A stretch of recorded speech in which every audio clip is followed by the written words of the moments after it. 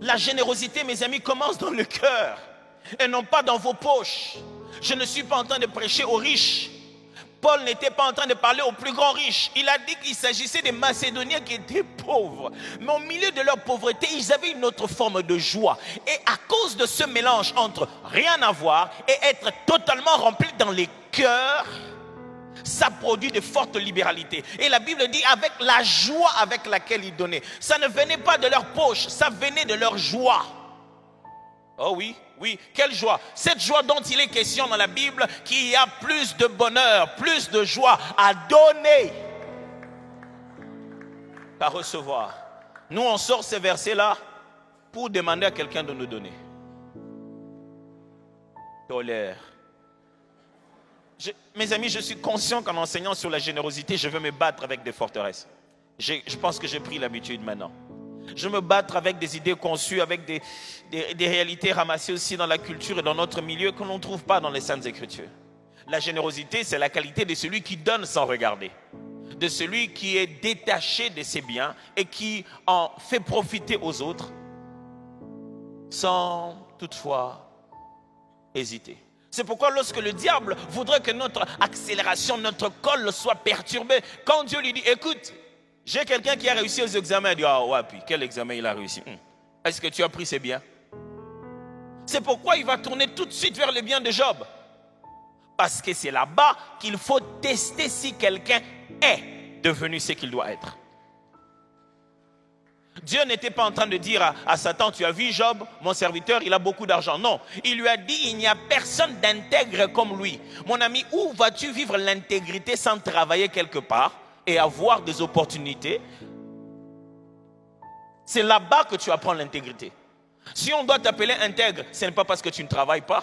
Très souvent dans la vie, les gens qui n'ont rien ont tendance à médire et même à insulter et même à condamner les gens qui en ont au sujet des caractères qu'ils n'ont pas développés.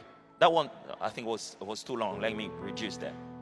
Souvent dans la vie, vous savez, quelqu'un dit lui il est mauvais. Il y en a azamte à ma bé, bazara bon azambo azamba. Point batambon bazamte à ma bé. Point nini batambon ote bazara biloba loba. Wana milobit. Ah, wana omona 41. Oh, omoni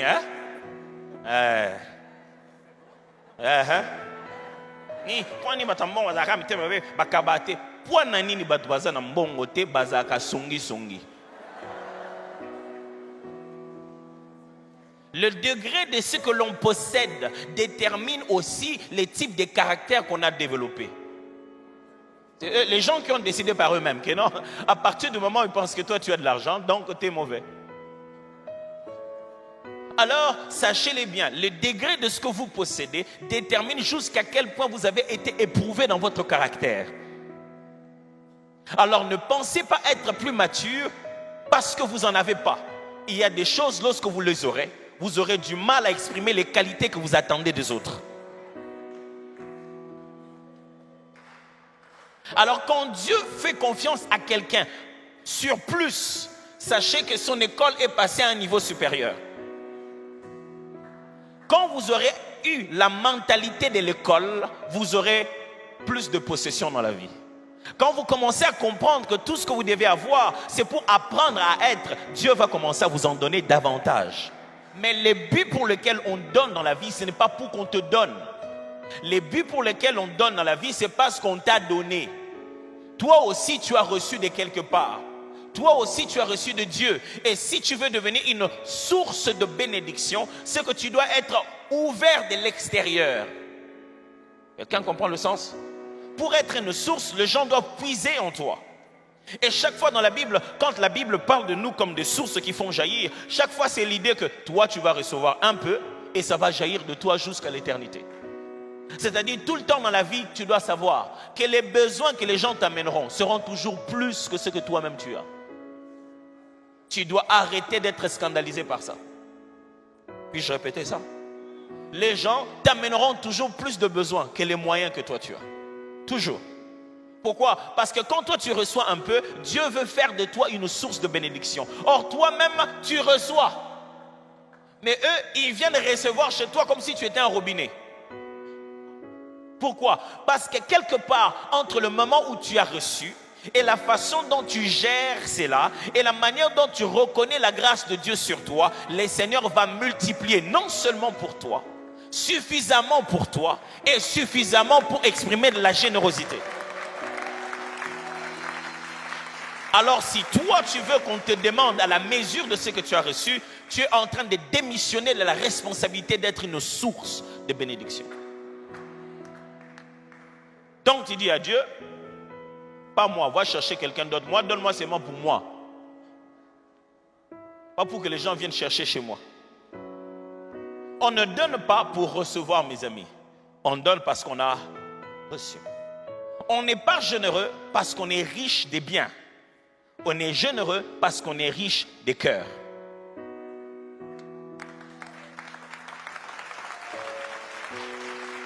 Or, qui sont les plus riches de cœur? Qui ont même changé leur cœur de chair leur cœur de pierre en cœur de chair, qui ont même eu des cœurs d'incrédules qui ont été transformés. Qui est-ce qui ont eu l'opportunité, les seuls êtres sur la terre qui ont subi une chirurgie cardiaque pour qu'on puisse leur placer un nouveau cœur? Les chrétiens vont lever la main. Nous, on est censé avoir ceux qui ont le meilleur état des cœurs. Donc, où voudriez-vous trouver les plus généreux? Sachez-le que dans toutes les religions, la générosité est une vertu encouragée. Tout le monde prêche à tout le monde, quel que soit ce en quoi ils croient, on leur prêche à être généreux. Mais quelqu'un a dit aux chrétiens qu'être généreux pouvait ouvrir la porte au diable.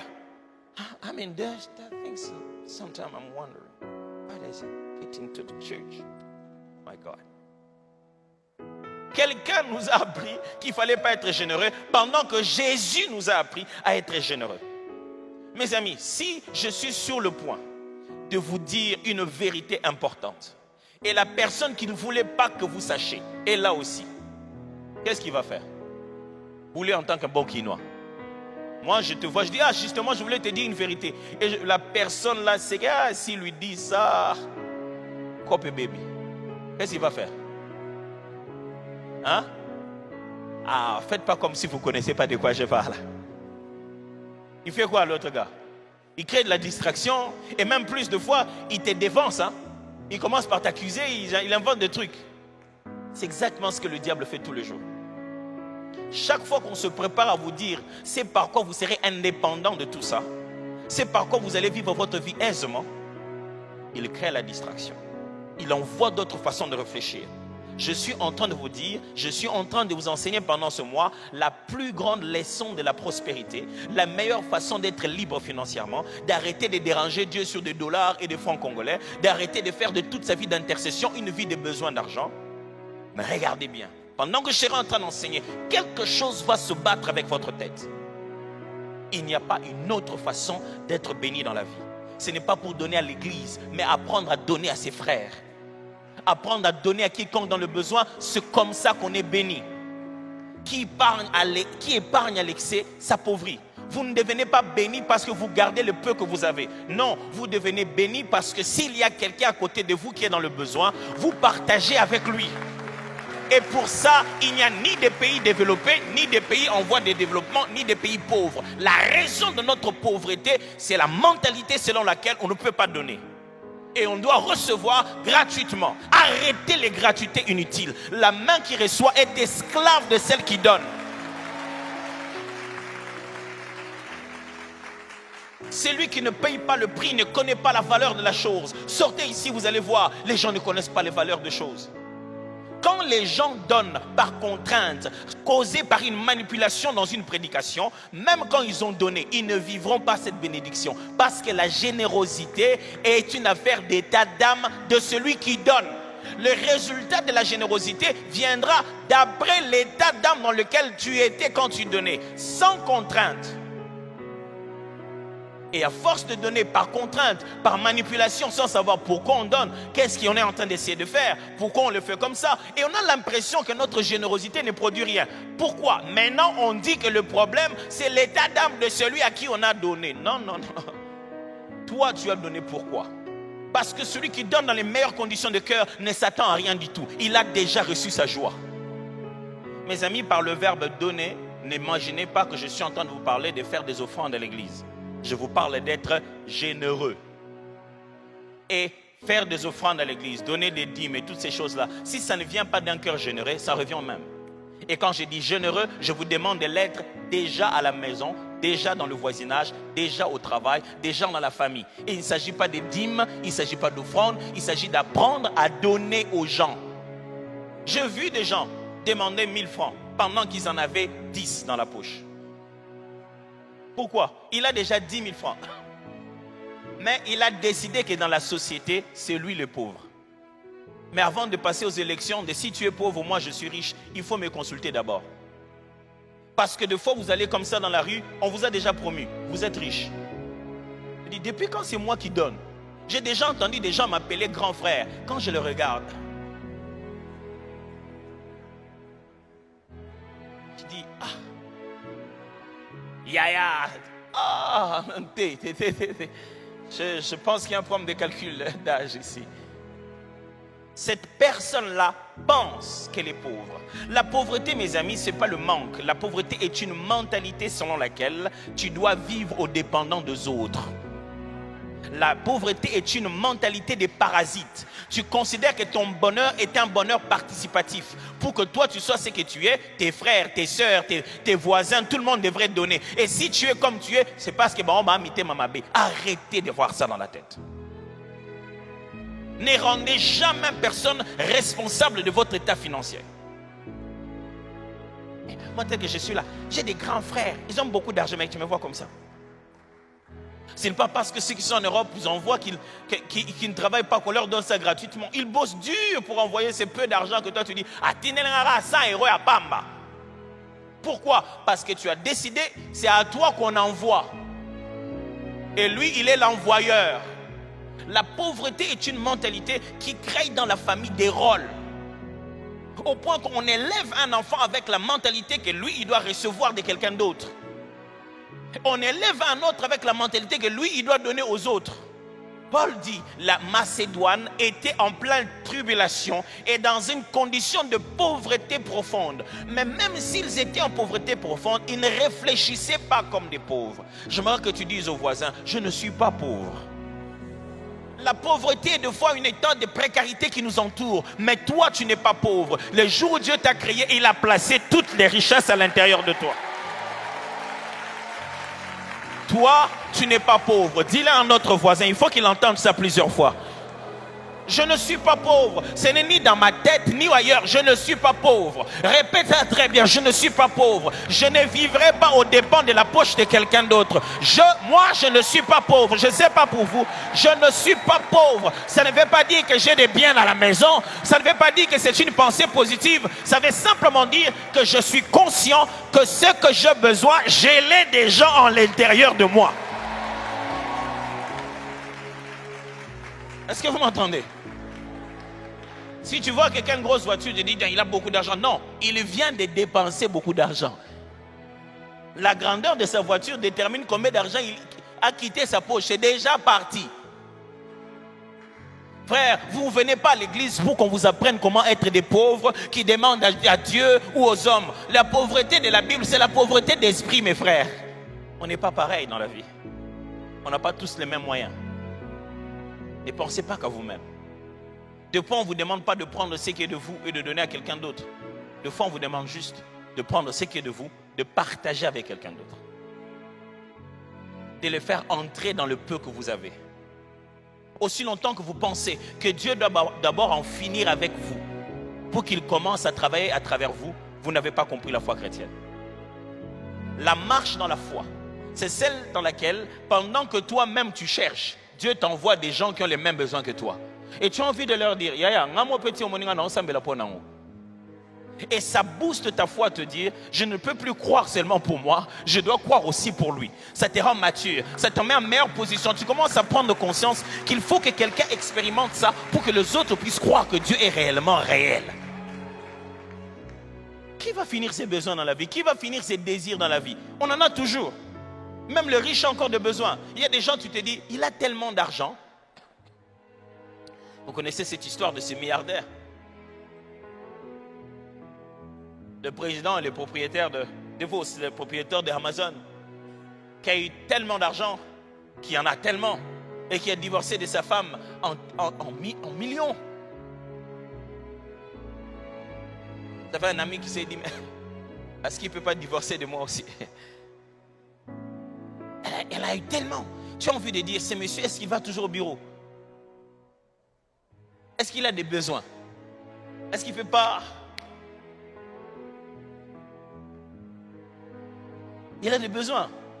Personne ne comblera tous ses besoins sur la terre. Et ce n'est pas une raison de ne pas être généreux. Ah, moi-même j'en ai besoin, toi aussi. Il y a des gens qui en ont plus besoin que nous, plus. Il y a des choses dans la vie, si on ne le fait pas avec l'argent, on peut le faire avec un coup de fil. Mais il y a des gens, s'ils n'ont pas cet argent, ils n'ont ni coup de fil, ni amis, ni adresse, ni un endroit où se trouver. Si tu ne donnes pas ce billet de banque, c'est fini.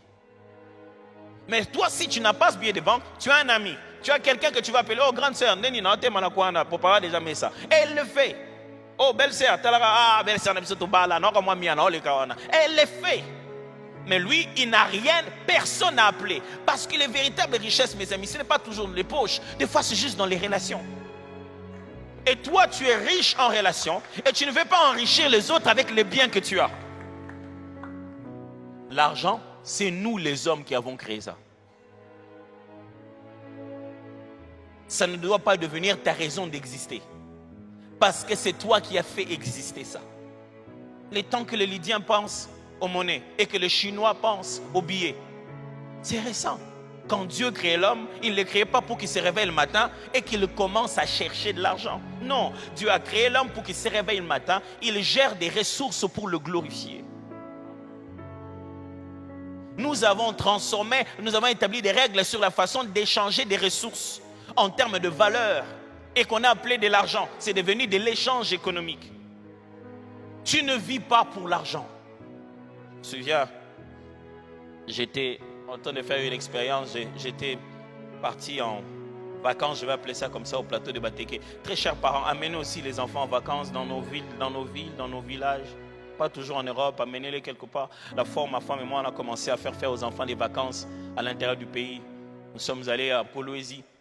C'était la première fois que les enfants prennent une moto avec moi-même dessus. C'était les meilleurs moments de leur vie.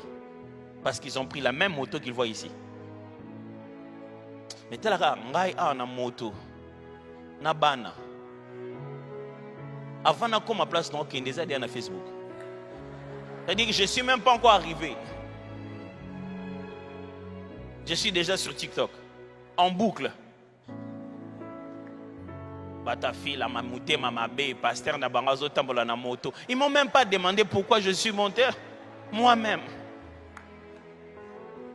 Alors on en a profité comme on était là-bas. J'ai dit à ma femme, je vais prendre les enfants en moto. Waouh! Ils étaient contents, la distance n'était même pas longue. Ils étaient tellement contents. Et je me souviens être allé au village. Pendant ce temps que je faisais au village, mon père nous avait envoyés là-bas en vacances. L'argent était inutile à cette époque. Les gens gardaient l'argent dans les tôles comme ça à l'intérieur. On n'en avait pas besoin. Personne n'avait besoin de ton argent. Là-bas, pour avoir une boîte de sardines, il fallait donner 2 gros chikwang, pas des chikwang de commerce, des chikwang de consommation domestique, pas les petites chikwang. Demandez-moi, je suis fabricant invétéré avec certification. Il fallait des fois donner ce qu'on appelle un kiko, comme ça, là, les marques de kiko, les seaux là en plastique, remplis de tubercules de manioc. Encore bien lourd parce que c'est encore mouillé. C'est la base, c'est ça, avec ça qu'on fait la chikwang. Voilà, on donnait tout plein comme ça pour qu'on vous donne 2 boîtes de sardines. L'argent ne servait à rien. On faisait faire que des drogues, on faisait faire que des échanges. Mes amis, nous ne vivons pas pour l'argent. Pas du tout.